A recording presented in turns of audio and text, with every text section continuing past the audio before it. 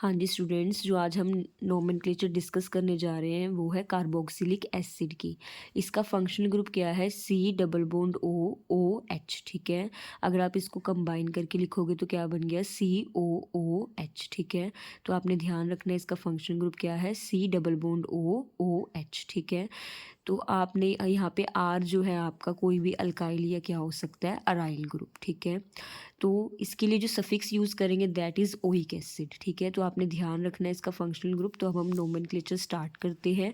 पहली है, देखो अगर मैं आर की जगह क्या ले लूँ? एच। ठीक है, तो अब देखो यहाँ पे आपको ये इस तरह भी लिखा हुआ मिल सकता है और ये आपको इस तरह भी लिखा हुआ मिल सकता है कंबाइंड फॉर्म में। ठीक है, तो आपने ध्यान रखना है कि ये जो फंक्शनल ग्रुप है वो कार्बोक्सिलिक एसिड का है। ठीक है, एक ही कार्बन है तो क्या वर्ड यूज़ करोगे? मिथ। ठीक है, सिंगल बॉन्ड है तो एन, एंड ऑब्वियस सी बात है एक ही कार्बन है तो वन पोजीशन पे ही क्या लगा हुआ है आपका functional group that is oic acid. ठीक है, तो आपने ध्यान रखना है।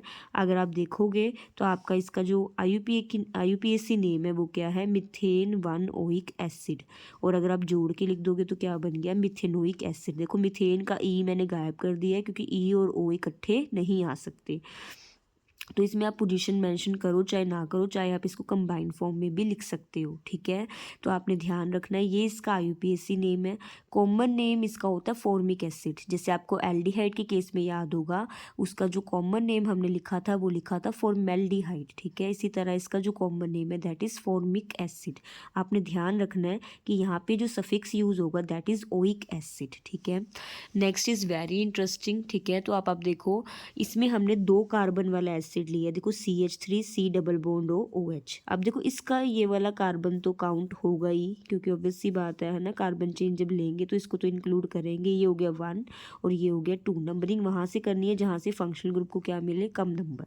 ठीक है, दो कार्बन है तो इथ, सिंगल बॉन्ड है तो एन, एंड 1 पे लगा है फंक्शनल ग्रुप तो 1 ओइक एसिड। ठीक है, आप देख रहे हो इथेन का ई मैंने नहीं लिखा है क्योंकि ई और ओ इकट्ठे नहीं आ सकते।